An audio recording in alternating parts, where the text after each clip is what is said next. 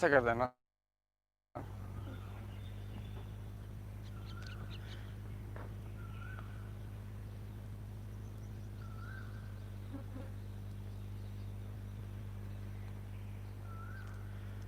नमस्कार, आप सभी का हार्दिक अभिनंदन, स्वागत।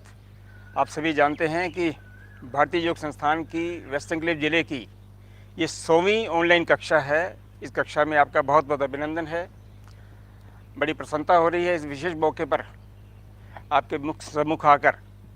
आप जानते ही होंगे कि इस कक्षा का संचालन हमारे जिला मंत्री श्रीमान विजय अग्रवाल जी नियमित रूप से कर रहे हैं और आज ये कक्षा 100वीं है, इसलिए बहुत विशेष है। और ये कक्षा इसलिए भी विशेष है कि आज हमारे बीच जो शख्स आने वाले हैं, जिनका मैं आपके सम्मुख अभी परिचय दूंगा, श्रीमान स्वतंत्र जैन जी, जो कि संगठन मंत्री हैं दिल्ली प्रदेश के, और उनके ही कर कमलों द्वारा भारतीय योग संस्थान के वेस्ट एन्क्लेव ज़िले के विवेकानंद पार्क में पहली कक्षा का शुभारंभ हुआ था। हमारा बहुत सौभाग्य है कि आज वो हमारे सम्मुख आने वाले हैं। और लीजिए, स्वतंत्र जी आ गए, उनके पास चलते हैं। स्वतंत्र जी, स्वागत आपका बहुत बहुत। देखिए, मैं इनका संक्षिप्त परिचय ये दे दूं कि इन्होंने ही 23 मार्च 2004 को हमारे विवेकानंद पार्क में पहली कक्षा का शुभारंभ किया था। और न केवल शुभारंभ किया था, बल्कि इन्होंने अपने संक्षिप्त काल में अच्छी शिक्षा दी, अच्छी तरीके से योग करवाया, और बल्कि अच्छे शिक्षकों का इतना निर्माण किया कि आज वो छोटी सी कक्षा जो विवेकानंद की पहली कक्षा थी, वह पूरा विवेकानंद जिला बन चुका है। तो सर, आपको हम अपने बीच में पाकर बहुत प्रसन्न हैं, अब सौभाग्यशाली हैं कि आप आज हमारे बीच में हैं। 100वीं कक्षा विशेष उपलक्ष्य है और आपका विशेष पदार्पण आज हमारे बीच में, आपका बहुत बहुत सौभाग्य। और मैं अभी हमारे विजय जी जो इस कक्षा को चलाते रहे हैं लगातार, 100वीं कक्षा है ये, मैं विजय जी भी हमारे बीच में आने वाले हैं। जैसे ही वो आते हैं मैं आपका परिचय करवाता हूँ उनसे भी, क्योंकि हमेशा वो कैमरे के पीछे रहें। आइए विजय जी, स्वागत है आपका। आप विजय जी हैं हमारे संगठन मंत्री वेस्ट एन्क्लेव ज़िले के, हमारे मंत्री, जिला मंत्री हैं वेस्ट एन्क्लेव ज़िले के।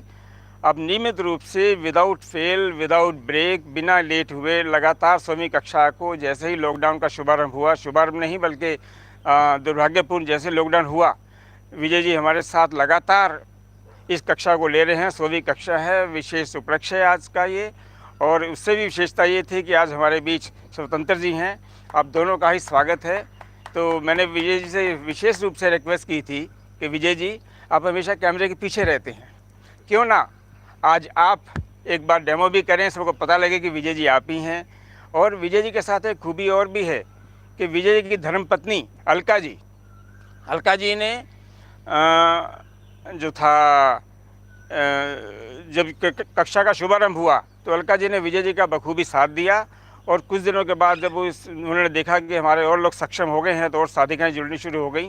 तो अलका जी, आप जहाँ भी इस कार्यक्रम को देख रहे हैं अपने YouTube के माध्यम से, आपका बहुत बहुत अभिनंदन है, स्वागत है, धन्यवाद भी है। और मैं एक और हमारे संगठन में अपना क्षेत्रीय प्रधान श्रीमान सुशील डालमिया जी हमारे बीच में हैं। तो सुशील डालमिया जी, आपका भी बहुत बहुत स्वागत है। आप क्षेत्रीय प्रधान हैं, बखूबी आप साथ दे रहे हैं और क्षेत्र की हर कार्रवाई में।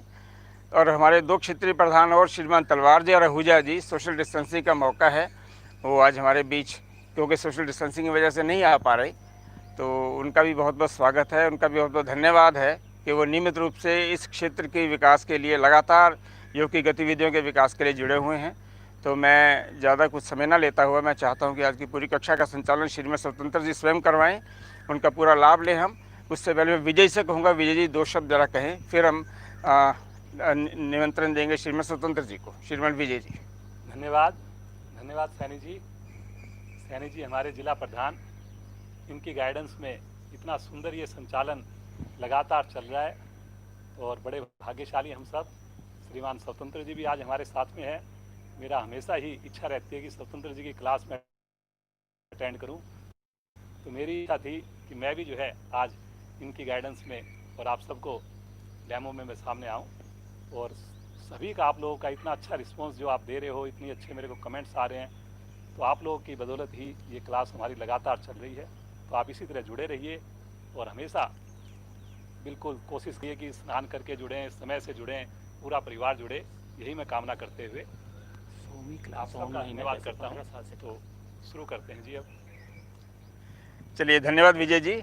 आइए सामने आ जाइए। देखिए, हमारी 100वीं क्लास ये ऑनलाइन है, और वैसे तो इस बात को लगभग 16 साल हो गए हमारे विवेकानंद पार्क की पहली कक्षा के पश्चात। और मैं एक और छोटा सा जिक्र कर दूं, जब मैंने अलका जी का जिक्र किया तो नीलम जी ये ना सोचे मेरा जिक्र नहीं हुआ। आज से ठीक 16 साल पहले जब 23 मार्च को यह कक्षा चली थी, तो स्वतंत्र जी ने ही नीलम सैनी जी को, मेरी धर्मपत्नी हैं, उन्हें पहला केंद्र प्रमुख बनाया था।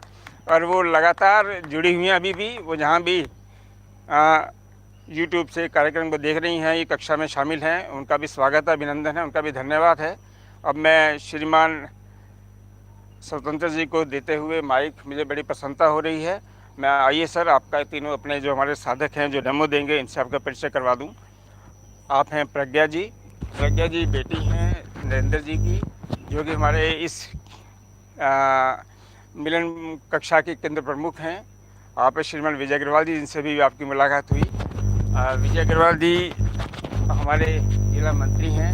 और हम हमारी प्रियल बेटी, जो कि समय समय पर डेमो देने के लिए हमारे बीच में पधारती रहती हैं, आती रहती हैं। तो तीनों का बहुत बहुत स्वागत है। सर, ये मंच जूम का, ये कक्षा आपके सुपुर्द है।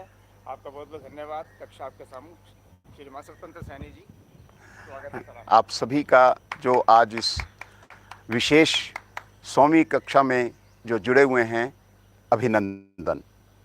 मैं बहुत भाग्यशाली हूँ कि आज मुझे यहाँ पर कार्यक्रम लेने का सौभाग्य प्राप्त हो रहा है और आप सबसे कुछ बातचीत भी होगी।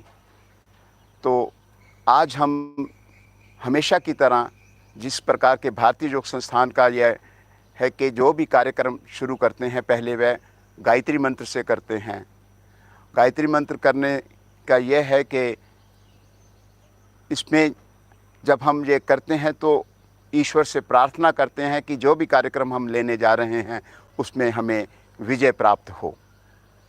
और गायत्री मंत्र के लिए, गायत्री मंत्र हम बैठ के करते हैं, उसके लिए पद्मासन सबसे अच्छा एक आसन है। लेकिन हो सकता है आप में से कुछ ऐसे भी हों जो कि पद्मासन न लगा सकें। आज पद्मासन लगाने की विधि बोली जाएगी, और जो नहीं लगा पाते किसी भी कारण से, वह जैसे भी जिस प्रकार जिस अवस्था में वह बैठ सकते हैं सुविधा पूर्व, वो वैसे उसमें बैठें। और आज के इस कार्यक्रम को आरंभ करते हैं। तो आप बैठ जाइए।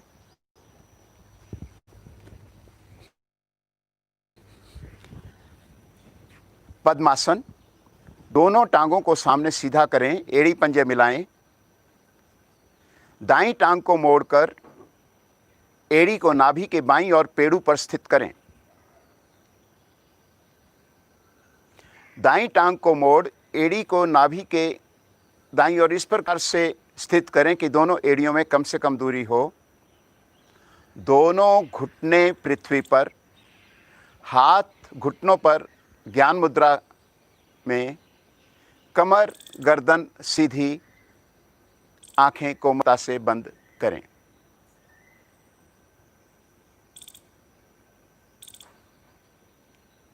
गहरे लंबे श्वास धीरे धीरे बाहर निकालना आरंभ करें।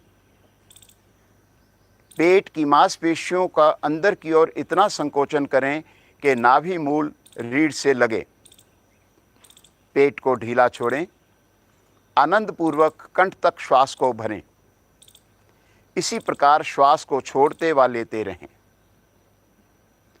श्वास लेने व छोड़ने पर मूल बंद लगाएं।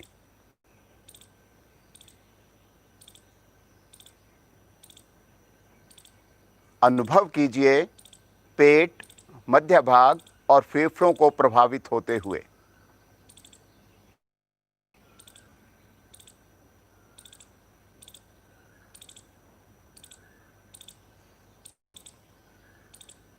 3 बार ओम ध्वनि, 1 बार गायत्री मंत्र, ओम 2:1 के अनुपात में ध्वनि मधुर, लयबद्ध, आरंभ से अंत तक एक समान। हर ध्वनि की समाप्ति पर बचे हुए श्वास को भी बाहर निकालें और अगली ध्वनि के लिए पुनः गहरा श्वास भरेंगे। गहरा श्वास भरें।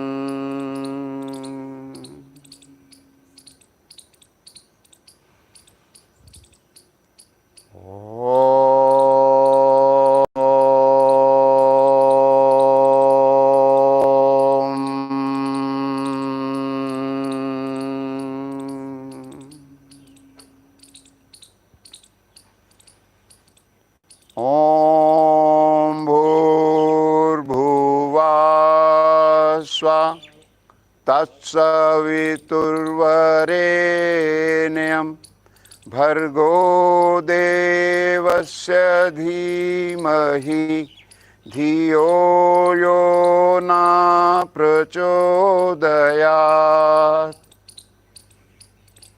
हे प्राण, पवित्रता और आनंद के देने वाले प्रभु, आप सर्वज्ञ और सकल जगत के उत्पादक हैं। हम आपके उस उत्तम पाप विनाशक व ज्ञान स्वरूप तेज का ध्यान करते हैं जो हमारी बुद्धियों में प्रकाशित रहता है। आप सदैव हमारी बुद्धियों में प्रकाशित रहें और हमें सत्कर्मों की ओर प्रेरित करते रहें। कोमलता से आंखें खोलें। आज यहाँ हम आसन करेंगे, वहीं साथ साथ कुछ बातचीत भी करेंगे। सबसे पहले हम ये बात करते हैं कि हमने जो शुरुआत करी वह है ओम ध्वनि से करी और उससे पहले हमने पद्मासन लगाया। ये भी कहा गया कि जो पद्मासन नहीं लगा सकते वह सुविधा अनुसार बैठें। पद्मासन बहुत उत्तम आसन है योग की क्रियाएं करने के लिए, प्राणायाम करने के लिए, क्योंकि जैसे ही हम पद्मासन लगाते हैं इसके अनेकों अनेक लाभ हमें मिलते हैं। जब पद्मासन लग जाता है तो शरीर की स्थिरता बढ़ जाती है, यानी कि पद्मासन में बैठने पर शरीर में हिलजुल नहीं होती। जो हमारी रीढ़ है जिसमें के 5 मोड़ हैं वह स्वभाव से सीधी हो जाती है, और जब इसमें हम कुछ समय तक बैठे रहते हैं तो हमारे प्राणों का जो व्यय है वह कम होने लग जाता है, हमारी प्राण शक्ति बचने लग जाती है। कमर गर्दन सीधी होने से हमारे रीढ़ के बहुत से दोष दूर होते हैं। पद्मासन लगाने से जब हम दोनों पैरों को मोड़ते हैं तो 2 लॉक एक टांग में और 2 लॉक दूसरी टांग में, तो 4 लॉक लग जाते हैं, 2 घुटनों पर और 2 जहां पर एड़ियां जाकर स्थित होती हैं जंघा के ऊपर। तो जब ये लॉक लग जाते हैं तो इससे पैरों में धीरे धीरे रक्त की मात्रा कम होने लग जाती है, और इनिशियली ये जो रक्त है पहले पेट में अवेलेबल रहता है। पेट के जो डाइजेस्टिव हमारे ऑर्गन्स हैं, जो अंग हैं, वह शक्ति प्रदान करता है। उसके बाद धीरे धीरे जब हम इस आसन में और अधिक समय बैठते हैं तो यही रक्त हमारे मस्तिष्क में ध्यान के लिए उपलब्ध हो जाता है। जब पैर इस समय जब हमारे ऊपर की ओर हैं तो जो हमारी ऊर्जा, जो हमारे शरीर की कुछ ऊर्जा जो है वह उंगलियों के छोरों से, चाहे वह हाथ में दोनों ऊपर होते हैं, तो वह ऊर्जा हमारे शरीर में बनी रहती है। अभी जब ये कहा गया कि बाएं पैर की एड़ी को दाईं ओर पेड़ू पर स्थित करें, तो ईश्वर ने इस प्रकार से संरचना कर रखी हुई है शरीर की कि जब यह एड़ी पेड़ू के दाईं और नाभि के दाईं ओर जब स्थित होती है, तो वहाँ जहाँ दबाव बनता है, वहाँ दबाव बनने से एक बहुत महत्वपूर्ण नाड़ी है, सरस्वती नाड़ी। इस नाड़ी का वही काम है जैसा इसका नाम है। दोनों एड़ियाँ जब ये पेड़ू पर स्थित हो जाती हैं, तो हमारी आंतों को प्रभाव में लाते हैं, हमारे निष्कासन को धीरे धीरे, हमारी बड़ी आंत का बहुत बड़ा महत्वपूर्ण रोल है हमारे सिस्टम इसमें, तो वह हमारे निष्कासन को सहज बनाते हैं। जब हम टांग को मोड़ते हैं तो एक जो जंघा का जोड़ है, वहाँ जो हमारा हिप जॉइंट जो है, वहाँ एक कप नुमा गड्ढा बना हुआ है, वहाँ से हमारी टांग का जो फीमर जो हड्डी है, जो जंघा की हड्डी है, वह शुरू होती है। इसमें बैठने से हमारे जो जंघा की हड्डी जो है वह लचीली बनती है। इसके और बहुत से लाभ हैं, समय को देखते हुए आज इतना ही है। अब हम थोड़ा और आगे चलते हैं कि जब ये हम ओम ध्वनि करते हैं, शुरू में ओम ध्वनि क्यों करते हैं, उसका कारण ये है कि हमारी एकाग्रता बन जाए। अब प्रश्न ये है कि ओम ध्वनि कहाँ से उत्पन्न हुई, क्यों इसको इतना महत्व दिया जाता है। आप में से बहुतों ने अभी तक अनुभव किया होगा कि जब हम ओम का उच्चारण करते हैं तो शरीर के कई हिस्सों में कंपन पैदा होता है, वाइब्रेशंस होती हैं। जैसे कि जब हम ओ का उच्चारण करते हैं, उदाहरण के लिए, तो हमारे मुंह के अंदर तालू पर उसका असर पड़ता है, वहाँ पर वाइब्रेशंस होती हैं। या जब हम म का उच्चारण करते हैं तो हमारे थायराइड, पैराथायराइड, गले की मांसपेशी में, ग्रंथियों में, मस्तिष्क में कंपन पैदा होती है। ये कहाँ से आई? ये ध्वनि है, ये ऐसा कहा गया है कि नासा ने भी इस बात को, इसको मान लिया। ये जो हमारे ग्रह हैं, ये हमारी एक सृष्टि है जिसको कि सूर्य देव चला रहे हैं। इस सूर्य देव के इर्द गिर्द कुछ प्लैनेट्स घूम रहे हैं, उनमें एक धरती भी है। ये जितने भी इसी प्रकार ये जो एक सृष्टि है ब्रह्मांड के अंदर, इस ब्रह्मांड में ऐसी मानता है कि लाखों सृष्टियां हैं। और ये जो ग्रह हैं ये लगभग 26-27 हज़ार किलोमीटर प्रति घंटा की रफ्तार से अपनी अपनी धुरी पर अपने अपने डिस्टेंस मेंटेन करते हुए ये अनंत की तरफ दौड़ रहे हैं। और वह जो आवाज़ उत्पन्न हो रही है वह ओम की आवाज़ है। आप में से कुछ ने अनुभव भी किया होगा कि बचपन में शरारत करते हुए हमारे हाथ में स्टिक होती थी, तो हम जब उसे हवा में ऐसे लहराते थे तो एक साउंड पैदा होती थी। तो ये उसी प्रकार ये ओम की ध्वनि भी ऐसे ही, ये ओम की ध्वनि हमारे ऋषि मुनियों ने अपने तपस्या के समय अपने शरीर से बाहर आकर इस चीज़ को सुना और वह उसको हमें दिया।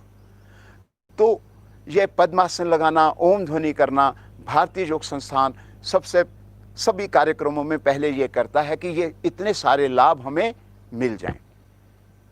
आज हम सबसे पहले एक आसन करेंगे, बहुत सरल आसन है, जो कि ताड़ासन, लेट कर ताड़ासन। ताड़ासन दो तरह से हैं, एक खड़े होकर ताड़ासन किया जाता है, एक लेट कर ताड़ासन किया जाता है। तो आज लेट कर ताड़ासन करेंगे, इसके बारे में थोड़ा सा हम चर्चा कर लेते हैं ताड़ासन के बारे में। ये ताड़ासन देखने में बहुत सरल है पर लाभों से, गुणों से भरा हुआ है। इस आसन के अभ्यास से हमारे शरीर के 9 मुख्य सिस्टम्स वह प्रभावित होते हैं, जैसे कि blood circulatory system, skeleton system, nervous system, हमारा पाचन सिस्टम, हमारा निष्कासन के अंग प्रभाव में आते हैं। तो और इसका क्या, इसमें हम जो आसन करते हैं, आसन जब करते हैं तो इनसे क्या होता है? कुछ नहीं, इसमें से सिर्फ हमारे शरीर जो है वह लचीला बनता है। तो जब ताड़ासन करते हैं, हम शरीर को पूर्णतः खींचते हैं, उसके बाद फिर ढीला छोड़ते हैं, फिर कुछ समय बाद फिर दोबारा दूसरी रिपीटेशन में इसको फिर से करते हैं। तो जब हम शरीर को खींचते हैं, ढीला छोड़ते हैं, खींचते हैं, ढीला छोड़ते हैं, तो हमारे शरीर में जो टॉक्सिन्स होते हैं वह जहाँ जहाँ जमे हुए होते हैं वहाँ से वह उखड़ते हैं और वह मल मूत्र के रास्ते, वह पसीने के रास्ते वह बाहर आते हैं। तो आप ये देखेंगे, और ये ताड़ासन जो है ये महिलाओं के लिए बहुत ही महत्वपूर्ण आसन है। महिलाओं की जब थोड़ी सी उम्र ज़्यादा हो जाने पर कुछ महिलाओं के अंदर उनकी पेट की मांसपेशियां, पेट नीचे से नीचे लटकना शुरू हो जाता है। उसका कारण यह है कि वहाँ की मांसपेशियां ढीली पड़ जाती हैं। लेकिन इस ताड़ासन के अंदर वहाँ की मांसपेशियां जब खिंचती हैं तो वह जो लटकन है पेट की वह दूर हो जाती है। तो आज इसका अभ्यास करेंगे। आप पद्मासन खोलें। आज आपने देखा होगा कि कुछ समय आपको पद्मासन में बैठना पड़ा है, और अगर आप में से किसी को ये लगता है कि उनके पैरों में सरसराहट सी हो रही है या सो गए हैं, तो वह एड़ी पंजे मिलाएं और पंजों को शक्ति से 3-4 बार आगे पीछे तान लें।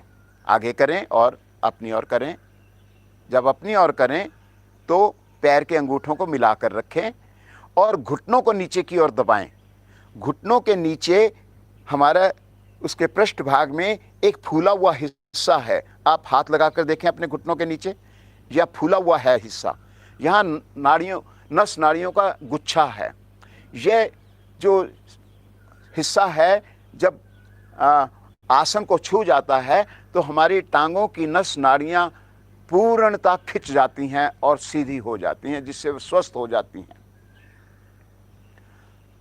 लेट जाएं।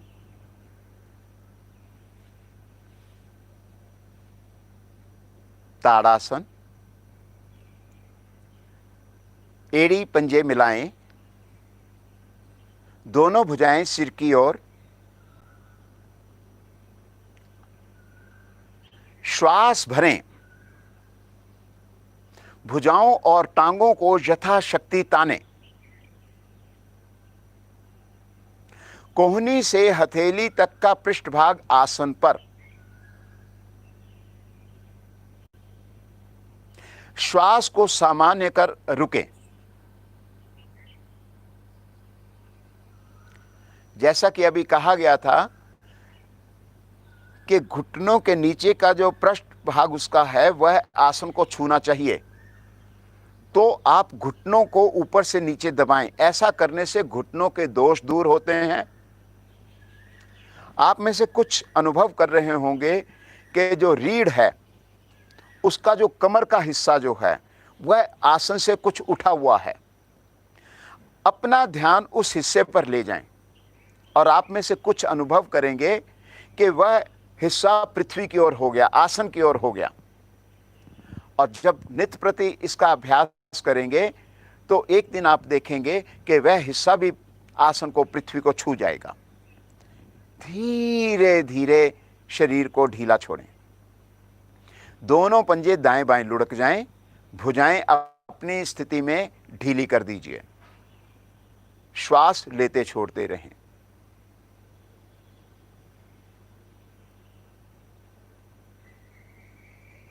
हर आसन में हमें कहीं ना कहीं अपने ध्यान को केंद्रित करना होता है, लेकिन ताड़ आसन में हमें अपना ध्यान संपूर्ण शरीर पर रखना है।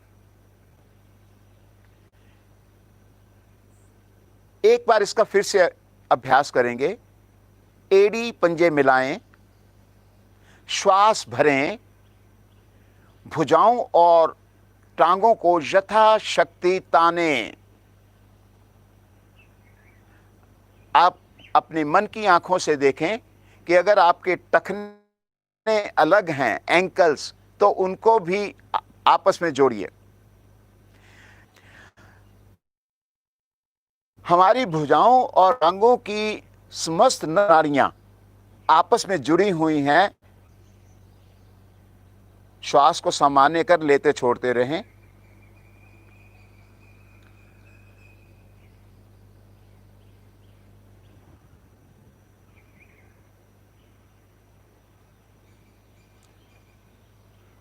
इसमें अगर ये छोटे बच्चे जो कि ग्रोइंग एज के हैं, जब वह इसका लगातार अभ्यास करेंगे तो यह पक्का है कि उनका कद बहुत बड़ा होगा, कद बढ़ेगा उनका। आप इस समय अनुभव कर रहे होंगे कि पेट में खिंचाव, पेट की मांसपेशियों में खिंचाव आया हुआ है, हमारे लंग्स खिंचे हुए हैं। धीरे धीरे शरीर को ढीला छोड़ें, दोनों भुजाएं शरीर के साथ लाएं।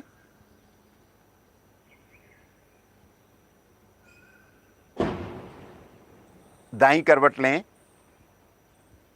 और उठकर बैठें। पैरों में सुविधाजनक फासला, भुजाएं शरीर के पीछे। आज आसन के बारे में थोड़ी सी चर्चा कर लेते हैं। अभी पीछे बात हो रही थी कि आसन का क्या काम है। आसन का मुख्य रूप से शरीर को लचीला बनाना है। अब बात यह है कि आसन करने से हम स्वस्थ कैसे होते हैं। जब हमारा शरीर लचीला बन जाएगा, हमारे सिस्टम्स सुचारू रूप से काम करने लग जाएंगे, तो समझिए कि हमारे शरीर में दोष भी नहीं रहेंगे। जब दोष नहीं रहेंगे तो हमारे धीरे धीरे हमारे विचारों के ऊपर हमारा ध्यान अधिक जाएगा, स्वतः ही जाएगा। ये लगातार आप जब अभ्यास करते रहेंगे, मात्र आसन ही अगर आप आसनों से ही शुरुआत करते हैं तो धीरे धीरे हमारे विचार जो हैं वो सकारात्मक और से और सकारात्मक होते चले जाते हैं, क्योंकि शरीर हमारा स्वस्थ है। आज आसन की बात करते हैं कि आसन की 5 स्थितियां होती हैं। आसन में सबसे पहला जो स्थिति है कि हमें एक पर्टिकुलर डायरेक्शन में हमें अपने शरीर को मोड़ना है, झुकाना है, आगे पीछे दाएं बाएं। इसकी दूसरी स्थिति है कि इसका श्वासों से समन्वय करना। अभिप्राय आप में से कोई बतलाएगा कि इसका क्या अभिप्राय है श्वासों से समन्वय। जब हम, आप कोई जानते हैं, आप हैं सामने, हाँ श्वासों के साथ समन्वय करेंगे जैसे जी, तो हमारी कंसंट्रेशन बन जाएगी। कैसे करेंगे श्वास के साथ इसका समन्वय कैसे होगा? जब खिंचाव करेंगे, जैसे जब खींचेंगे जैसे जी जी तब तो जैसे भरते हुए जैसे कर रहे हैं, हाँ तो खींचना चाहिए शरीर। जी और जी। जब श्वास छोड़ रहे हैं तो शरीर हमारा जो है वो शिथिल होना चाहिए। विजय जी, आपकी बात से एक बात और आ गई ध्यान में कि इसका श्वासों से समन्वय, आप बिल्कुल ठीक कह रहे हैं। मैं उदाहरण के लिए बात कर रहा हूं कि जैसे माना कि हम त्रिकोण आसन कर रहे हैं, खड़े होकर, पैरों में कंधों से अधिक फासला है, भुजाएं शरीर के साथ सटी हुई हैं, और ये जब निर्देश मिला या हम स्वयं अपना व्यक्तिगत अभ्यास कर रहे हैं कि दाईं भुजा को बगल से खींचते हुए ऊपर ले जा रहे हैं, तो दाईं भुजा हमारे शरीर के साथ जो लगी हुई है वह ऊपर तक जब जाएगी ये ऐसे, तो जितनी देर में हम श्वास भर सकते हैं, माना कि 5 सेकंड में हम श्वास को भर रहे हैं, भरने की हमारे अंदर क्षमता है, तो ये भुजा नीचे से ऊपर तक 5 सेकंड में जानी चाहिए कि श्वास भरते हुए। तो ये अगर हमारी क्षमता इतनी है कि हम श्वास 10 सेकंड में भर सकते हैं, तो ये भुजा जो है, ये भुजा 10 सेकंड में ऊपर जानी चाहिए। और इसी प्रकार वापसी में, इसको कहते हैं श्वासों के साथ समन्वय करना। श्वास जब भी हम झुकेंगे तो श्वास को छोड़ते हुए, झुकने का मतलब है कि हम पृथ्वी की तरफ झुक रहे हैं और पृथ्वी के अंदर गुरुत्वाकर्षण है, वह हमें नीचे को खींच रही है। तो हमें और सुविधा मिलेगी कि जब हम श्वास को छोड़ते हुए झुकेंगे। और जब हमें विपरीत, यानी कि हमें शरीर को ऊपर को उठाना है, तो हमें श्वास को भरते हुए। तो ये एक थंब रूल हो गया। तो दूसरी स्थिति हो गई कि श्वासों के साथ समन्वय। तीसरी स्थिति, हमें स्थिर हो जाना। अभी आपके साथ जब पद्मासन की जिक्र हो रहा था तो ये बतलाया गया कि पद्मासन में शरीर में बैठने की स्थिरता आ जाती है, बहुत अधिक समय तक हम बिना हिलजुल किए बैठ सकते हैं। तो पहला हो गया कि हम एक पर्टिकुलर डायरेक्शन में अपने शरीर को लेके जा रहे हैं, झुकाया है। दूसरा, श्वास के साथ समन्वय उसका करना है। तीसरा, स्थिर हो जाना। चौथा, कि हमें एक शरीर के विशेष हिस्से पर अपने ध्यान को केंद्रित करना। तभी तो जब हम केंद्रित करेंगे तो हम पूरे लाभ ले पाएंगे। और पांचवा, जब हमारी यह स्थिति अच्छी बन गई तो वहां मंत्र जाप करना। वहां पर रुककर मंत्र अपने मन में जो भी मंत्र आप जिस भी ईष्ट को मानते हैं, जो भी मंत्र आपको अच्छा लगता है, उसका जाप करना। तो आप देखिए कि बहुत जल्द आपको बहुत से लाभ, आपके शारीरिक लाभ आपको मिलेंगे, मानसिक लाभ मिलेंगे। ये आसन की ये 5 स्थितियां हैं। तो इसका मतलब ये हुआ, इसमें एक चीज मैं और जोड़ रहा हूं कि आसन जो है इसकी एक प्रारंभिक अवस्था होती है। जैसे कि अभी आपने ताड़ासन किया तो इसमें यह कहा गया कि एड़ी पंजे मिलाएं और भुजाएं शरीर के पीछे। तो एक होती है पूर्ण अवस्था। पूर्ण अवस्था में ना पहुंच सके हम किसी कारण से, हमारा शरीर हर किसी का भिन्न भिन्न है और शरीर की स्थिति हर रोज बदलती है। हमारे विचारों करके, हमारे भोजन करके, हमारे विश्राम अधिक नहीं किया तो अगले दिन जरूरी नहीं कि जो पिछले दिन हमारी शारीरिक स्थिति थी वह मेंटेन रहेगी। तो इसलिए मतलब हमारा जो आरंभिक स्थिति है वह बिगड़नी नहीं चाहिए पूर्ण अवस्था में जाने के लिए। पूर्ण अवस्था में नहीं पहुंच पाए, अब जैसे त्रिकोण आसन में कहा जाता है कि अगर हम बाईं ओर झुके हैं त्रिकोण आसन में तो ये कहा जाता है कि दाईं भुजा पृथ्वी के समानांतर हो। अगर उसमें वो भुजा समानांतर नहीं है तो कोई बात नहीं, लेकिन क्योंकि जब शुरुआत करवाई गई थी त्रिकोण आसन की तो उसमें कहा गया था दोनों भुजाएं शरीर के साथ सटी हुई, दाईं भुजा को बगल से खींचते हुए ऊपर लेकर जाएं, कान से सटी हुई। तो अगर जब आप पूर्ण अवस्था में चले गए और पूर्ण में आपकी भुजा पृथ्वी के समानांतर नहीं हो सकी तो कोई बात नहीं, लेकिन वो भुजा का खिंचाव कम नहीं होना चाहिए, वह भुजा कोहनी से मुड़नी नहीं चाहिए, शरीर आगे की ओर झुकना नहीं चाहिए, पीछे की ओर नहीं झुकना चाहिए, तभी आपको पूरा लाभ मिलेंगे। तो ये हो गया कि आपने अपनी प्रारंभिक अवस्था को नहीं बिगड़ने देना। पूर्ण अवस्था में नहीं पहुंच पाए कोई बात नहीं है। तो ये आसन के कुछ करने के थोड़े से टिप्स हैं जिसको कि अगर हम ध्यान में रखेंगे तो हमारा आसनों का अभ्यास जो है वह अच्छा होने लग जाएगा, और यही हम चाहते हैं। ठीक बात है ना? बहुत बढ़िया हो गया। आज हम समय को देखते हुए हम केवल एक ही आसन करेंगे और उस आसन में आज हम रुकने के अभ्यास को बढ़ाएंगे। रुकने का मतलब आसन में जितना समय हम रुकेंगे, माना कि हम 1 घंटे, भारतीय योग संस्थान का 60 मिनट का करिकुलम है, 60 मिनट में पहले 5 मिनट गायत्री मंत्र के लिए होते हैं और उसके बाद जो नेक्स्ट 30 मिनट्स हैं वह आसन के लिए होते हैं। और ये देखा गया कि पहले शुरू में मैंने देखा जब कि एक इस 35 मिनट, इस 30 मिनट के हिस्से में 10-10, 12-12 आसन किए जा रहे हैं और उसमें हर आसन की बोलने की विधि बतलाई जा रही है कि आप स्थिति ये लो, उसमें व्याख्या करी जाती है कि त्रिकोण आसन है कि टांगों में कंधों से अधिक फासला भुजाएं शरीर के साथ। तो हमारा कितना समय तो प्रारंभिक अवस्था की व्याख्या में निकल जाती है और फिर जब हम पूर्ण अवस्था में पहुंचते हैं तो थोड़ी देर में 3 सेकंड के बाद, 4 सेकंड, 5 सेकंड के बाद फिर वापसी बोल देते हैं। लेकिन हम जितना आसन में रुकेंगे हमें लाभ उतना मिलेगा। तो आज हम भुजंग आसन में हम बहुत अधिक रुकेंगे। आप में से अगर कोई नहीं उस स्थिति में रुक पाएगा तो उनके लिए ये ऑप्शन है कि वह वापस आ जाएं, कुछ देर विश्राम करें और पुनः उस स्थिति को ग्रहण कर लें। तो उसी स्थिति में जब आप अभ्यास कर रहे होंगे तो इस आसन के लाभों की चर्चा करेंगे कि एकमात्र यह आसन कितने लाभ लिए हुए है। तो आज इसका अभ्यास करते हैं। आप पेट के बल आ जाएं, सिर मंच की ओर।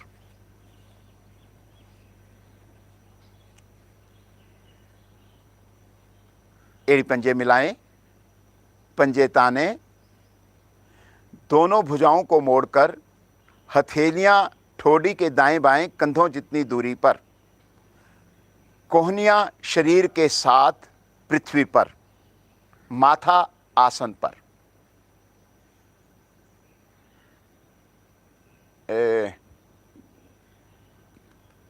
क्या नाम?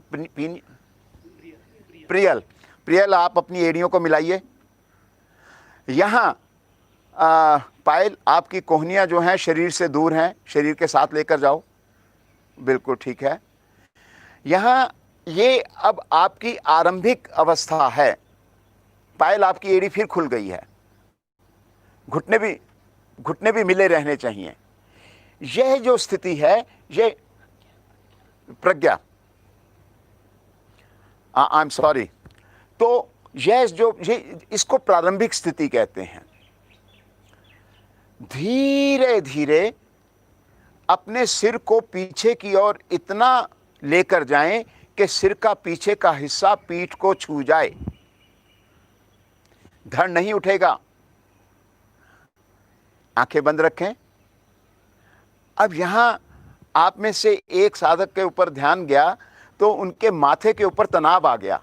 इस तनाव को दूर करने के लिए कि अपने बंद आंखों में आंख की पुतलियां पृथ्वी की ओर जब आप कर देंगे तो जो माथे पे ऊपर जो तनाव है वह समाप्त हो जाएगा।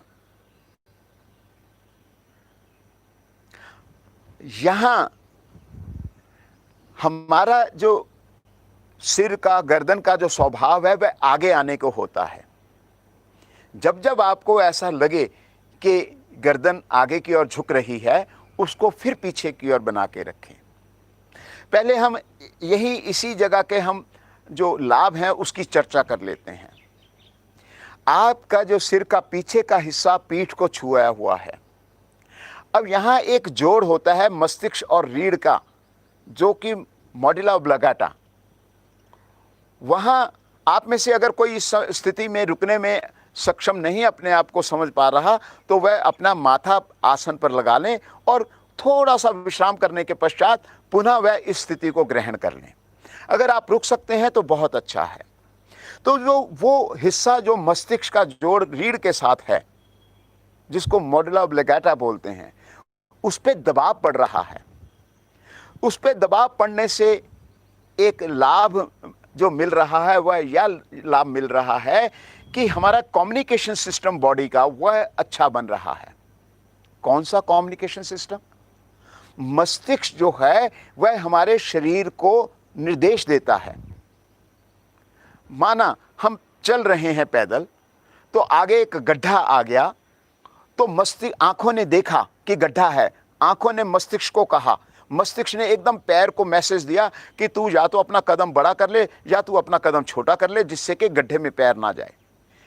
ये कम्युनिकेशन सिस्टम। तो जब इस पे दबाव पड़ता है तो ये कम्युनिकेशन सिस्टम बढ़िया बनता है।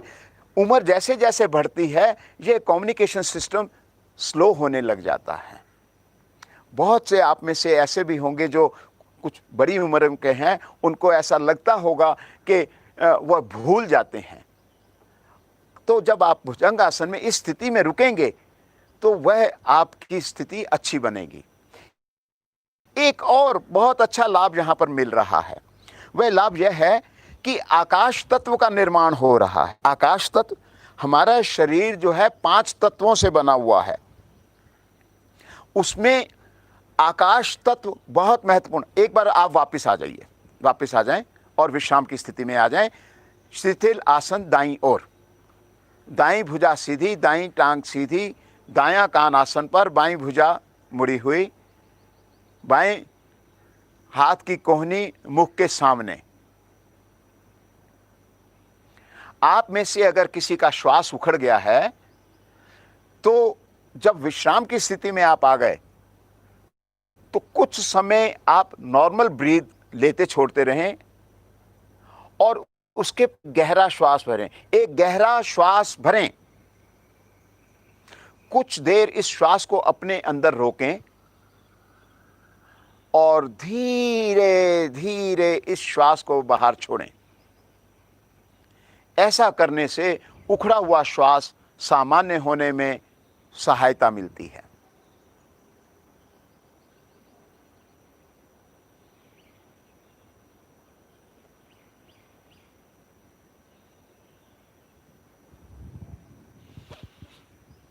आपको विश्राम थोड़ा इस करके अधिक दिया जा रहा है कि अब अगली बार जब आपको पूर्ण अवस्था में ले जाया जाएगा तो उसमें थोड़ा और अधिक रुकवाने का मेरी तरफ से प्रयास होगा।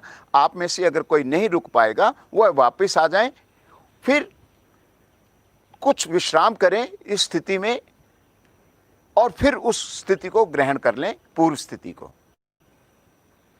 तो इसका अभ्यास हम करते हैं।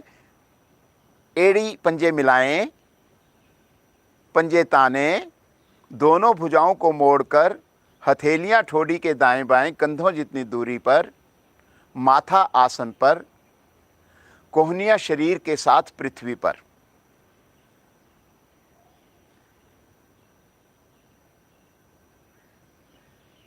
सिर को धीरे धीरे पीछे की ओर इतना ले जाएं कि सिर का पीछे का हिस्सा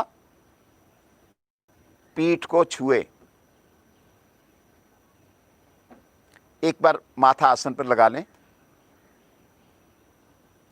यहां दो गतियों का जिक्र करते हैं। इसमें अभ्यास करते हुए आपने एक गति ये रखनी है कि सिर का पीछे का हिस्सा पीठ को छूता रहे और दूसरा के धड़ उठा रहे। बेहतर तो ये होगा कि क्योंकि इसमें कहा जाता है कि जो हथेलियां हैं वह स्पर्श मात्र आसन पर हों। भुजंग आसन, भुजंग यानी सर्प। हम में से बहुतों ने देखा होगा कि सर्प अपना 3/4 बॉडी वह बिना, क्योंकि सर्प की भुजाएं नहीं होती, वह पृथ्वी के परपेंडिकुलर कर देता है। उसकी रीढ़ के अंदर इतनी शक्ति होती है। तो दूसरे जब वापस आना होगा तब भी दो गतियां होंगी कि वापसी में पहले धड़ को नीचे लाना है, गर्दन वहीं की वहीं रहेगी। जब दोनों फेफड़े आसन पर लग जाएंगे तब सिर को आगे की ओर करते हुए माथे को लगाना है। तो इन दो गतियों का आप ध्यान रखेंगे। सिर को पीछे की ओर इतना ले जाएं कि सिर का पीछे का हिस्सा पीठ को छुए। गर्दन मोड़ें धीरे धीरे। श्वास भरते हुए धीरे धीरे पेड़ों के ऊपर भार डालते हुए धड़ को ऊपर उठाएं। यहां कोहनियां स्वभाव से ऊपर उठ सकती हैं। हथेलियां स्पर्श मात्र आसन पर रहेंगी, आंखें बंद रहेंगी। क्योंकि आज अधिक रुकना है तो इसलिए मेरी आप सबसे ये विनम्र प्रार्थना है कि जितना इस समय आपने अपने धड़ को उठाया हुआ है इसका लगभग 30-40% आप वापिस आ जाइए। अपने धड़ को थोड़ा सा नीचे कर लें। ऐसा करने से आपका रुकने का समय बढ़ जाएगा। उसके बाद भी अगर आपको यह लगता है कि रुकने में कठिनाई है तो आप और थोड़ा सा नीचे आ सकते हैं। अगर फिर भी कठिनाई है तो आप विश्राम की स्थिति में आ जाइए। पीछे से एड़ियां मिला के रखें। ये कोहनियों को प्रयास से नहीं उठाना, स्वभाव से जो उठेंगी कोहनियां वही उठेंगी, नहीं तो भुजाएं थक जाएंगी। स्वभाव से उठती हैं तो उठने दीजिए कोहनियों को, नहीं तो कोई बात नहीं। जैसे जैसे आपका अभ्यास अच्छा होता चला जाएगा ये भी हो जाएगा। तो दूसरा, इसका गर्दन पीछे रखने का लाभ का जिक्र कर रहे थे हम कि आकाश तत्व का निर्माण होता है। आकाश तत्व यानी कि खाली स्थान, स्पेस। अगर शरीर के अंदर आकाश तत्व होगा तभी तो हमारे सिस्टम्स ढंग से काम कर सकेंगे। नासिका में अगर आकाश तत्व प्रॉपर हुआ तभी तो हम सुविधा अनुसार श्वास ले छोड़ पाएंगे। आंतों में अगर आकाश तत्व हुआ यानी खाली स्थान हुआ तभी तो भोजन अच्छे से पच पाएगा। पेट में आकाश तत्व हुआ तभी तो हमारा पैंक्रिया ग्लैंड और लीवर फंक्शनिंग प्रॉपर करेगा, क्योंकि उसको खाली स्थान मिल रहा है। तो ये आकाश तत्व का निर्माण होता है और कम्युनिकेशन सिस्टम बढ़िया बनता है। अब थोड़ा सा और हम नीचे चलते हैं गर्दन से। फेफड़े, फेफड़े लचीले बनते हैं। फेफड़ों के ऊपर झिल्ली होती है, उस झिल्ली के ऊपर एक और झिल्ली होती है। ये जब दोनों झिल्लियां आपस में मिल जाती हैं तो फेफड़े स्वस्थ होते हैं। फेफड़े क्या हैं? लगभग 70 करोड़ एयर सैक्स हैं, इसमें वायुकूप हैं। इस समय ये जितने भी सेल्स हैं वह लचीले बन रहे हैं। श्वास ग्रहण करने की और श्वास रोकने की क्षमता बढ़ रही है इस अवस्था में। थोड़ा सा इनके बीच में चलते हैं तो एक थाइमस ग्लैंड है। इस समय वह थाइमस ग्लैंड प्रभाव में आ रहा है। हालांकि ऐसा है कि वह थाइमस ग्लैंड ग्रोइंग एज तक काम करता है, लेकिन हमारा एक हिस्सा है शरीर का, वह प्रभावित हो रहा है इस समय। हम थोड़ा सा और नीचे चलते हैं। हमारी गुर्दों के पास, गुर्दों के ऊपर ग्लैंड है, एक बहुत छोटा सा ग्लैंड है, एडिनल ग्लैंड।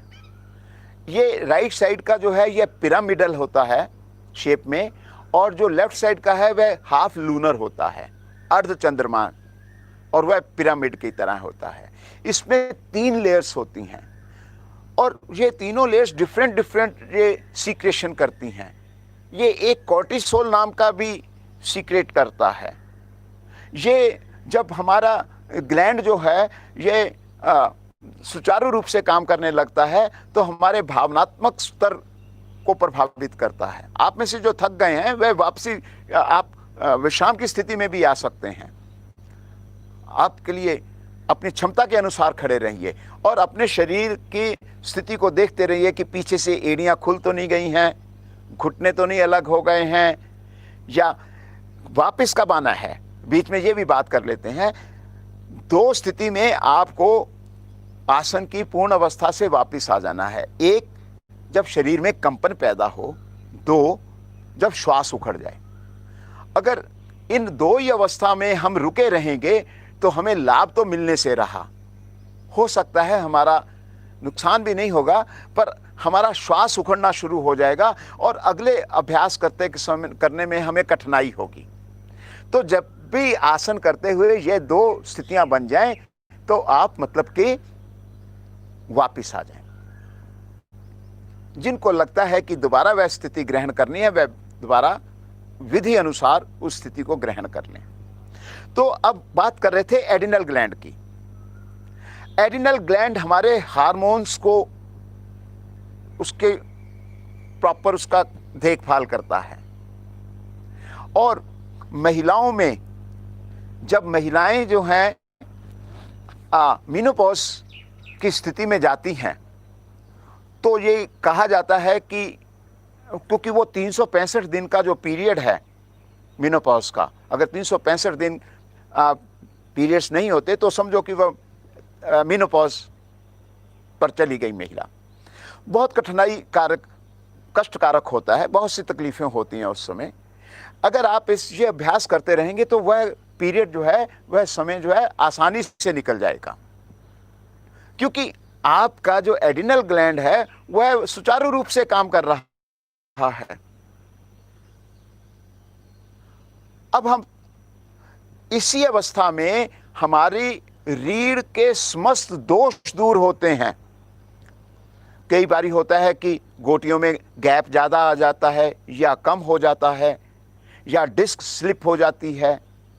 जब हम एड़ियाँ पीछे से मिलाइए, हाँ जी, तो जब ये इस स्थिति में हम रुकते हैं तो रीढ़ हमारी पूर्णतः स्वस्थ हो जाती है।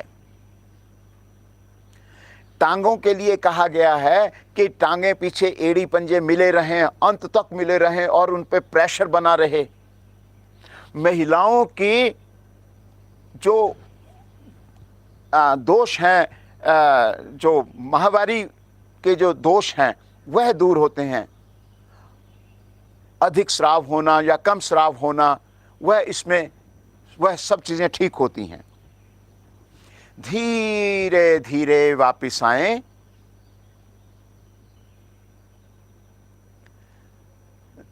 दाईं भुजा सिर की ओर लाएं और दाईं करवट से पीठ के बल उठकर बैठें दाईं करवट से और मुख मंच की ओर करें। विश्राम में बैठें। पैरों में सुविधाजनक फासला, भुजाएं शरीर के पीछे। आंखें खोल लीजिए। आज आपको आसन में कुछ समय रुकवाया गया है, ये आपने ही अनुभव किया होगा। आप में से कोई कुछ शेयर करना चाहेगा कि आपने अब जब रुके हैं तो? हाँ जी, आप कुछ कहना चाहेंगे? पहले तो मतलब इतना नहीं रुक पाते थे, पर आज थोड़ा सा ऊंचा बोलिए। पहले नहीं रुक पाते थे आसन में, भुजंगासन में। हाँ, आज जब रुके हैं तो मतलब पहले से थोड़ी इम्प्रूवमेंट हुई है। हाँ, उसके लिए आपको ये बताया गया था कि जो आप जितना धड़ को उठा सकते हो उसे थोड़ा सा कम उठाएं, क्योंकि जब हम अधिक देर रुकेंगे तभी तो हमारे ये जहाँ जहाँ प्रभाव बतलाए हैं उनको प्रभाव मिलेगा। एडिनल ग्लैंड तभी तो प्रभाव में आएगा। तो अब कहने की बात ये है कि आप अपने रुकने के समय को बढ़ाओ। जिस दिन आप रुकने के समय को बढ़ाते चले जाएंगे, एक आसन को उसमें पारंगता प्राप्त करना, हमारे पास समय का अभाव है, इसको यहीं समाप्त करते हैं। मैं सिर्फ यही बात करता हूँ कि कितना समय अगर हम एक आसन में पूर्ण अवस्था में रुके रहेंगे तो हम उसमें जय प्राप्त कर लेंगे।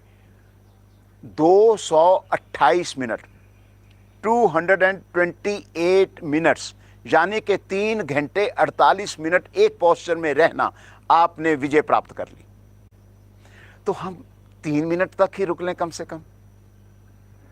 ठीक बात है ना? 3 मिनट 48 सेकंड रुक लेते हैं जी, तो मतलब कम से कम हाँ, हाँ जी, हाँ जी। तो आप अपनी कम से कम इतनी क्षमता बना लीजिए। तो उसके लिए आपको ये कहा कि पूर्ण अवस्था की तरफ दिमाग मत लेकर जाइए। दिमाग लेकर जाना, हमें ये विचार करना है कि हमें रुकना है ज़्यादा, उसके लिए थोड़ा सा कम आप आ जाएं। तो आज हम आसनों के बारे में यहीं पर ही, अगर 1-2 मिनट में आपका कोई आसन के बारे में कोई प्रश्न है तो आप कर लीजिए, नहीं तो हम आगे बढ़ें। हाँ जी, हाँ, ये पूर्ण अवस्था है। मतलब नहीं, देखिए ऐसा है कि भारतीय योग संस्थान में एक पद्धति के अनुसार हो रहा है, उसको भी भुजंगासन कहते हैं। कुछ जो ऑर्गेनाइजेशंस हैं वह उस प्रकार से करवाती हैं, पर भारतीय योग संस्थान इसी प्रकार से करवाता है। और मेरा इसमें यह कहना है कि हमें हमेशा एक निष्ठ रहना चाहिए।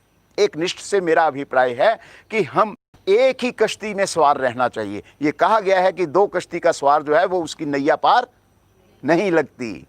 तो वो भी ठीक है, लेकिन हम यहीं तक संस्थान ने हमारी क्रियाएं जैसी रखी हुई हैं, भारतीय योग संस्थान के आप अनुरूप इसी प्रकार से चलें। ठीक है जी। अब हम एक बार हंसी करेंगे, उसके बाद एक प्राणायाम करेंगे और फिर हम समाप्ति पे चलेंगे, क्योंकि आज ये भुजंगासन में समय बहुत लग गया है। तो फिर कभी मौका मिला तो फिर किसी और आसन पर और प्राणायाम पे चर्चा करेंगे। तो आज हम हंसी करते हैं। हंसी आसन और प्राणायाम के बीच में क्यों है, और क्यों इसको कहते हैं कि मत हंसी हंसना?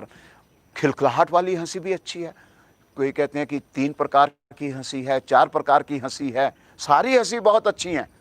हम मधुर क्यों हंसते हैं, आप बतलाएंगे कोई? अच्छी लगती है जी मधुर हंसी, तो नाम ही उसका मधुर है, तो बताओ मधुर ही हंसी होनी चाहिए। इसलिए कि जब हम पीछे अभी आसन कर रहे थे तो हम कितना सीरियस थे, और इसके बाद हमें प्राणायाम करना है, उसमें भी सीरियस रहना है। तो इस करके वह हमारा सीरियसनेस बनी रहे, इस करके मधुर हंसी है। तो पद्मासन लगा लें।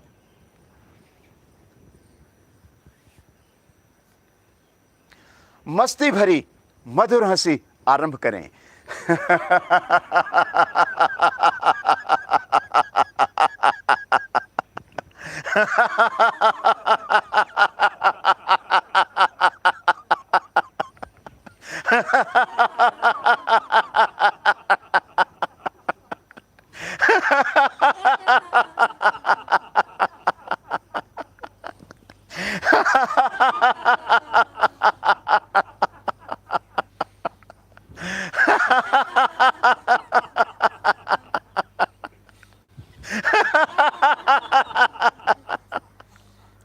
शांत, आंखें बंद, दोनों हाथ घुटनों पर ज्ञान मुद्रा में।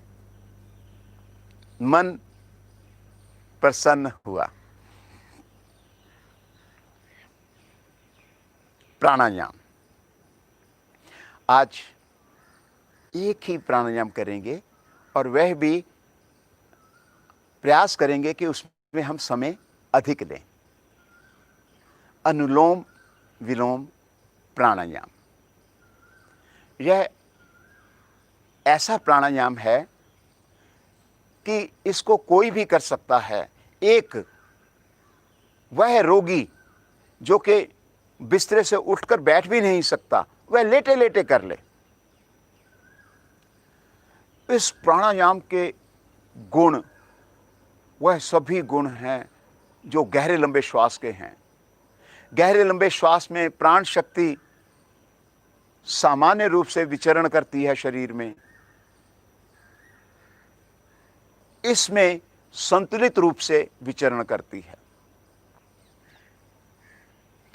क्योंकि इसमें हम दाईं और बाईं नासिका से श्वास लेते छोड़ते हैं। इसमें इसको हम थोड़ा सा 2 या 3 चरणों में इसको हम बांट लेते हैं। पहला चरण ये है कि हमें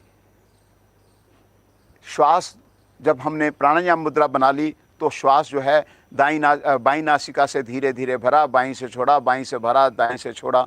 तो पहली तो ये स्थिति हो गई। जब इसमें हमारी लयबद्धता बन जाए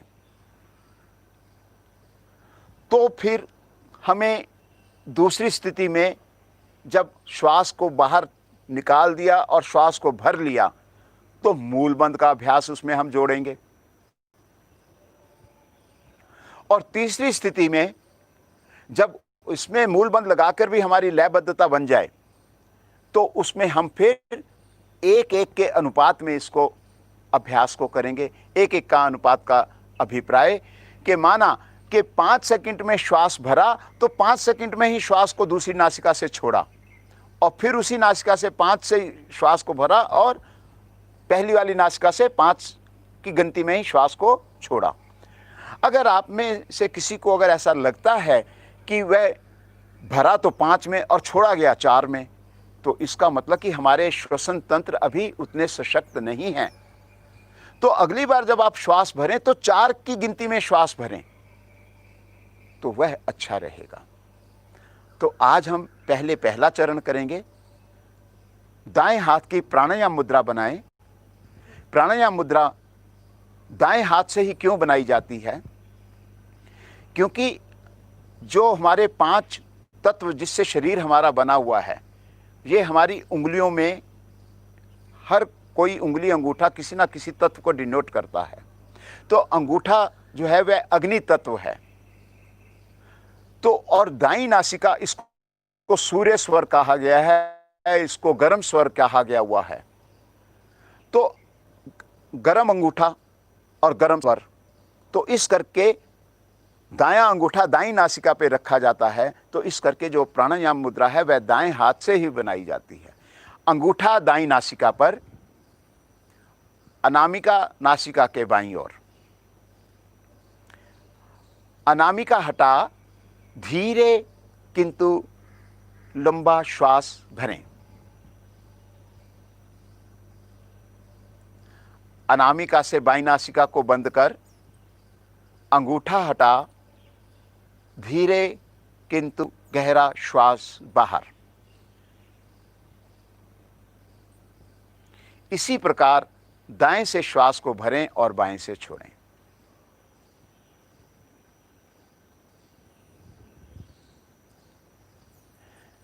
यह एक आवृत्ति हुई, आवृत्तियों को दोहराते रहें।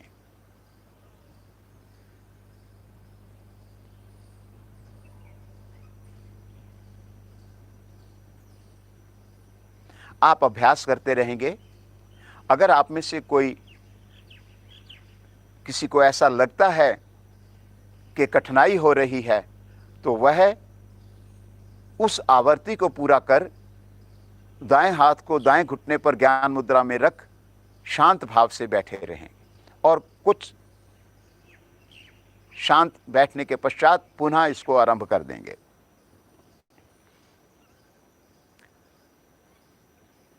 जब इसमें आपकी लयबद्धता बन जाए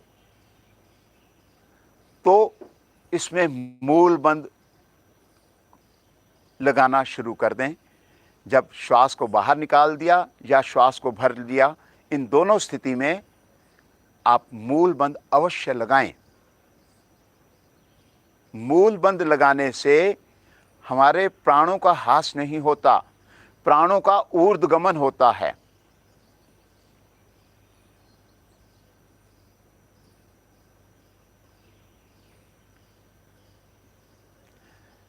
इस पूरी क्रिया में ध्यान जो है वह श्वास पर रहेगा, यानी कि आप अपना ध्यान अपनी नासिका पुटों पर रखेंगे और प्रत्येक श्वास को आते जाते एक दृष्टा की भांति उसको देखते रहें।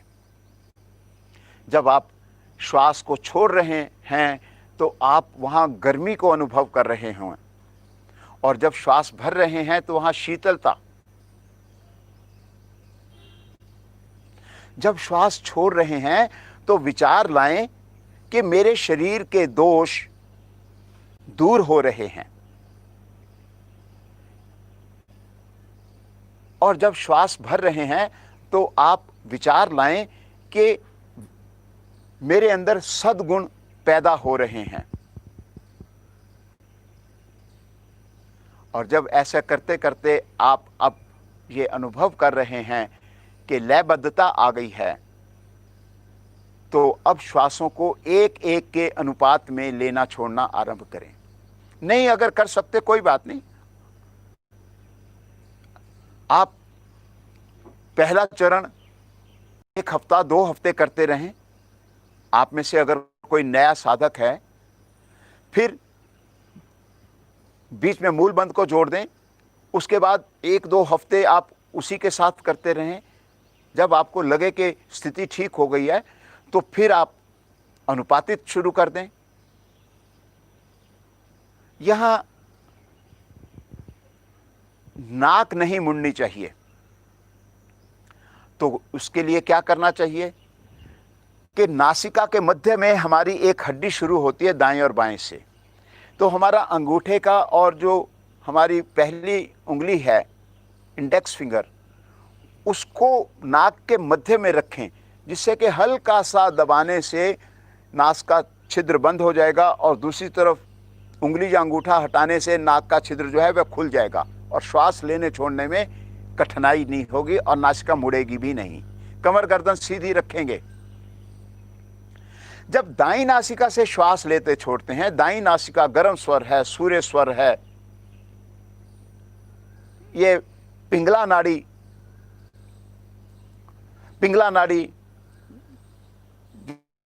जो है वह दाईं ओर से मूलाधार चक्र से चलते हुए रीढ़ के ऊपर हमारे आज्ञा चक्र तक जाती है, वह प्रभावित होती है। जब बाईं नासिका से श्वास लेते छोड़ते हैं तो ईड़ा नाड़ी जो कि बाईं ओर से ऊपर जाती है मूलाधार चक्र से आज्ञा चक्र तक, जब इसका अभ्यास अच्छा होता चला जाता है तो क्योंकि सुषुम्ना नाड़ी जो रीढ़ के मध्य से होते हुए ऊपर जा रही है वह आज्ञा चक्र तक जाती है, तो ईड़ा और पिंगला दोनों उसमें उसका विलय हो जाता है और सुषुम्ना मस्तिष्क पर्यंत जाती है।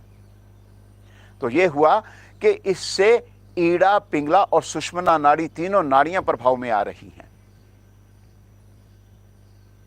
बाईं नासिका, बायां स्वर, चंद्र स्वर, ठंडा स्वर, शरीर को शीतलता प्रदान करने वाला स्वर, दायां स्वर गर्म स्वर, सूर्य स्वर, शरीर को ऊर्जा देने वाला स्वर, बारी बारी से इनसे श्वास लेते छोड़ते हैं तो हमारे शरीर की ऊर्जा बनी रहती है। ईश्वर ने देखिए कितना सुंदर रचना कर रखी हुई है कि एक गर्म स्वर है, एक ठंडा स्वर है। आप विचार करें कि अगर 24 घंटे एक ही स्वर चलता रहा तो क्या होगा। माना कि अगर गर्म स्वर चल रहा है तो शरीर में कितनी गर्मी हो जाएगी और उस गर्मी के कारण क्या हो सकता है हम सब जानते हैं। और अगर ठंडा ही स्वर चलता रहा तो 24 घंटे लगातार ठंडा ही स्वर आ रहा जा रहा है तो क्या होगा हम सब जानते हैं। तो ईश्वर ने 1.5 घंटा एक स्वर चलता है, नॉर्मल ब्रीदिंग में 1.5 घंटा एक स्वर चलता है और बीच में कुछ समय दोनों स्वर एक साथ चलते हैं। तो आप देखते हैं कि ये अनुलोम विलोम कितना महत्वपूर्ण प्राणायाम है। धीरे धीरे वापिस आएं और दायां हाथ दाएं घुटने पर रख शांत भाव से बैठें।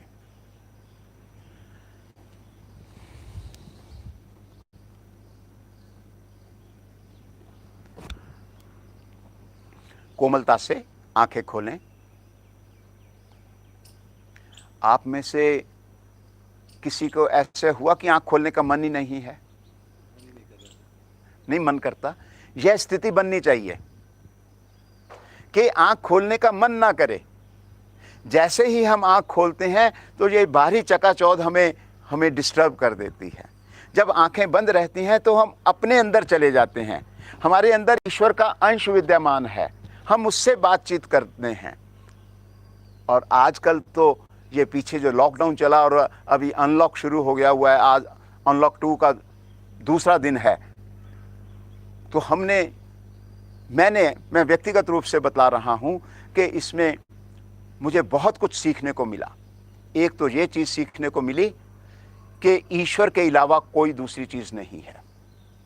हम जो अपने ऊपर इतना गुमान करते हैं कि मेरी फलानी फैक्ट्री चल रही है, मेरे इतना काम है, वो सब फैक्ट्रियां बंद हो गई। जिस दिन पहली बार मोदी जी ने कहा कि वो आप ताली बजाएंगे, थाली बजाएंगे, तो उस दिन मैं अपने घर की छत पे चढ़कर मैंने शंख बजाया था और लगातार बहुत, शायद 5 मिनट का टाइम था, 5 मिनट का टाइम था, तो 5 मिनट मैं शंख बजाता रहा था। और जब उसके बाद न्यूज़ देखी तो अनिल नहीं, वो मुकेश अंबानी, वो अपनी छत पे खड़ा होकर थाली बजा रहा था। तो ईश्वर ने हम सबको एक बराबर कर दिया।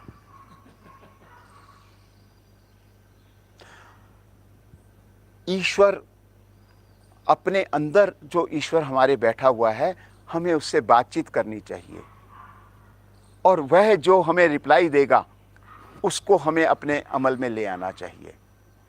एक चीज़ मैंने और सीखी इस लॉकडाउन पीरियड में कि हमें छोड़ना सीखना आना चाहिए। छोड़ने का मतलब है कि ये मेरा घर है, ये मेरे बच्चे हैं, ये मेरी कार है। कभी इस बॉटल ने कहा कि मैं स्वतंत्र की बॉटल हूं? कहा इसने? नहीं। इसको तो जो ले जाएगा उसके। तो मुझे ही अपने आप ही गुमान है ना कि ये बोतल मेरी है। तो ये धीरे धीरे जब हम छोड़ना सीखना शुरू कर लेंगे तो हम सुखी होना शुरू हो जाएंगे। बच्चे बड़े हो जाते हैं और वह समझते हैं हम बहुत समझदार हैं, और वाकई वो बहुत समझदार हैं, इसमें कोई दो राय नहीं है।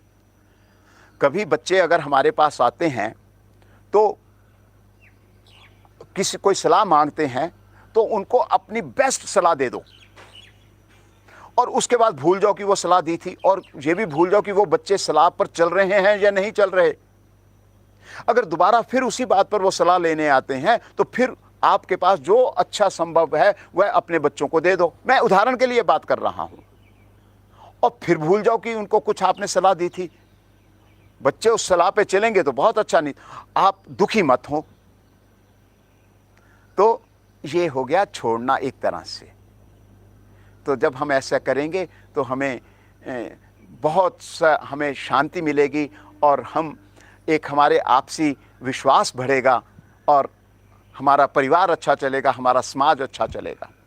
तो आज समय हो गया है, और क्योंकि नहीं जी नहीं, बिल्कुल नहीं, क्योंकि ध्यान का मैंने रखा ही नहीं, मेरे पास हुआ ही नहीं, और इस समय मुश्किल से 3.5 मिनट रहते हैं, और शांति पाठ करेंगे, और उसके बाद इस कक्षा का यहीं समापन होगा। आप जिन्हों का पद्मासन नहीं लगा वह पद्मासन लगा लें, अन्यथा जिस भी स्थिति में बैठ सकते हैं वह बैठें। दोनों हाथ घुटनों पर ज्ञान मुद्रा में, कमर गर्दन सीधी, आंखें कोमलता से बंद। शांति पाठ सामूहिक होगा। ओम की लंबी ध्वनि के लिए गहरा श्वास भरें।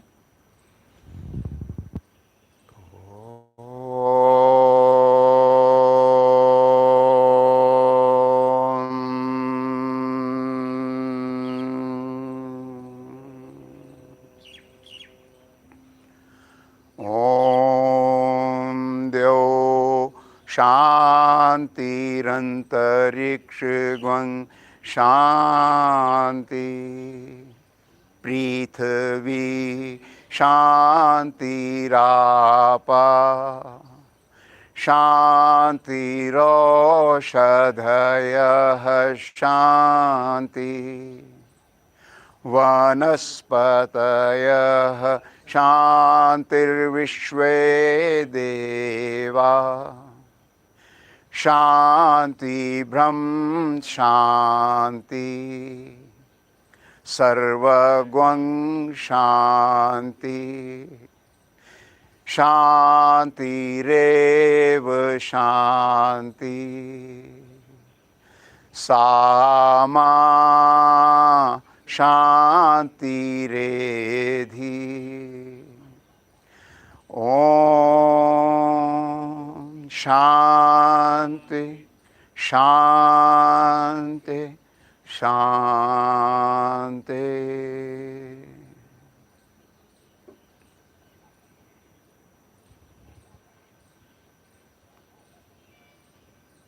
यह समय बहुत महत्वपूर्ण है। इस समय आंखें नहीं खोलनी, क्योंकि शरीर में बहुत से केमिकल्स और बहुत से चीज़ों की उथल पुथल हुई है। वह अपना अपना काम कर रहे हैं। धीरे धीरे इस समय वे शांत होंगे। आप भी अनुभव कर रहे होंगे कि कुछ ऐसा लगता है कि कुछ सेटलमेंट्स जैसे पानी के अंदर मिट्टी घुली हुई हो और उसको स्थिर छोड़ दिया जाए तो कुछ देर में मिट्टी के कण नीचे बैठने शुरू हो जाते हैं और पानी ऊपर से क्लियर हो जाता है। अपनी दोनों हथेलियों को धीरे से थोड़ा सा आपस में रगड़िए इसको,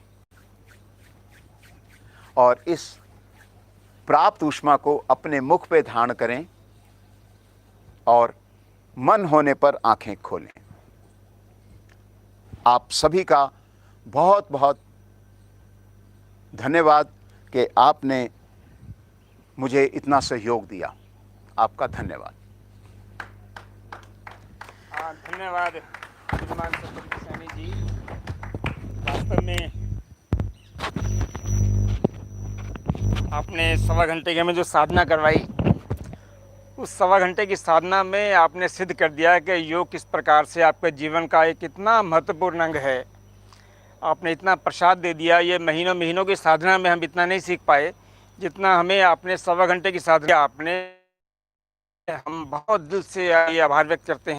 जिन लोगों ने साधना ऑनलाइन की होगी वो तो लाभान्वित हुए ही होंगे, और जो हमारे शिक्षकगण जो हैं उनको भी आपने इतने महत्वपूर्ण टिप्स दिए कि जब वो कक्षा लेंगे आने वाले दिनों में तो वो ज़रूर आपके इन टिप्स को ध्यान में रखेंगे और अपनी कक्षाओं को और इफ़ेक्टिव तरीके से और बढ़िया तरीके से चलाएँगे।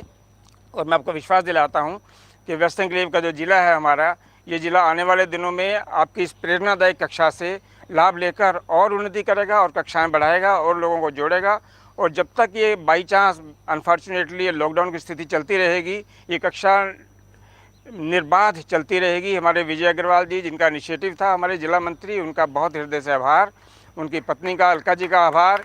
हमारे जितने भी कार्यकारिणी के जो वेस्ट एन्क्लेव जिले की कार्यकारिणी है, हमारे अशोक गुप्ता जी जो संगठन मंत्री हैं, हमारे क्षेत्रीय प्रधान श्री डालमिया जी का, श्री तलवार जी का, आहूजा जी का, ईपी सिंह जी का, और न जाने कितने हमारे, मैं सबका नाम लेने में असमर्थ हूँ, समय इतना है नहीं। सबकी ओर से आपका पुनः पुनः आभार व्यक्त करता हूँ। नरेंद्र जी जिन्होंने लगातार कैमरे को होल्ड करके रखा, मैं इनका आभार व्यक्त करता हूँ। मैं विजय से निवेदन करूँगा एक बार विजय जी सामने आ जाएं और नरेंद्र जी भी आप भी सामने आ जाएं। नरेंद्र जी ने बिहाइंड द सीन होके हमें लगातार इसको कवरेज दी। नरेंद्र जी आपका बहुत बहुत धन्यवाद। आप श्रीमान नरेंद्र जी हैं। सुशील जी आप भी आ जाइए सर एक बार। और इधर ही आ जाए आप आ जाओ इधर, आप आ जाओ। हाँ जी, आप सभी लोग जो, और एक दो अपना मैडम मधु डालमिया जी हैं, और हाँ प्लीज़ आप भी आ जाओ। हाँ कैमरा चेक पकड़ लीजिए। आ जाओ बेटा, आप भी आ जाओ। चहक को भी आने दो ना। कोई बात नहीं, एक ही बात है। तो शब्द नहीं है कि किन शब्दों में आपका आभार व्यक्त किया जाए। और हम वाकई बहुत अपने आप को सौभाग्यशाली मान रहे हैं और हैं भी सही।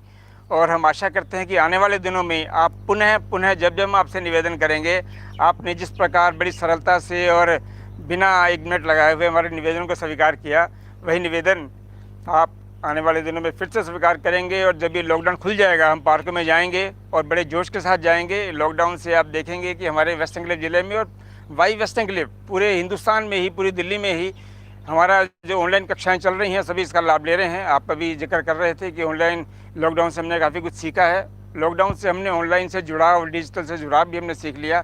बेशक हम फिजिकली दूर दूर हैं, लेकिन हम इमोशनली कितने नज़दीक हैं आपने आज पाया होगा। हम बहुत सौभाग्यशाली हैं। आपका बहुत बहुत पुनः धन्यवाद।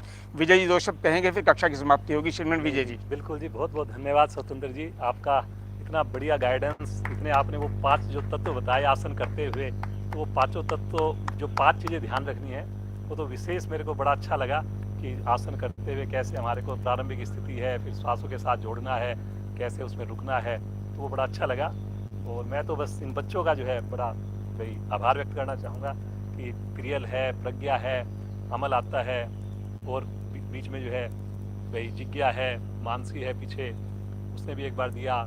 और भी हमारे साथ जो बच्चे जो है, सिमी है, जो जुड़े हैं, तो उन सब का मैं बड़ा आभार व्यक्त करता हूँ। कल जैसे भाई हमारे दो जो है ना, 2 बार भाई हस्बैंड वाइफ में भी यहाँ पे जो है, मीनू जी ने भी हमारे को जो है एक बार ये दिया, हस्बैंड वाइफ जो है दोनों ने यहाँ पे ये दिया। कल भी हमारे को मोना जी ने, राजेश जी ने, पीछे हमारे को श्याम जी ने, शारदा जी ने, तो उन सब का मैं आभार व्यक्त करता हूँ। और सबसे ज़्यादा जो बच्चों ने जो इतना ये टाइम दे रहे हैं, जब भी मैं बोलता हूँ इनको हमेशा ही खुश होकर के आते हैं और इतना बढ़िया योगदान देते हैं। बहुत बहुत सभी का आप धन्यवाद। सभी को बहुत बहुत सी शुभकामनाएं। हाँ, जिंदल जी भी पधार गए हमारे बीच में। ये सब जितने लोग हम आप देख रहे हैं नज़दीक में, इतना क्लोज सर्किट में है ये, क्योंकि ये सारी कक्षा जो है ना यहाँ से होती है, अपना गुरु नानक अपार्टमेंट से तकरीबन होती है। तो सभी इतना क्लोजली मॉनिटर करके इसे ऑनलाइन कक्षा को दूर दूर पहुँचाते हैं। इन सबका हृदय से बहुत बहुत आभार, धन्यवाद। और आपका पुनः पुनः धन्यवाद। समय इजाज़त नहीं देता, आपसे वो मन नहीं करता कि आप जाएँ, लेकिन समय आपका कीमती है, आपने आगे भी जाना। एक मीटिंग में मुझे इस बात का ज्ञात है। आपका पुनः पुनः बहुत बहुत धन्यवाद। धन्यवाद।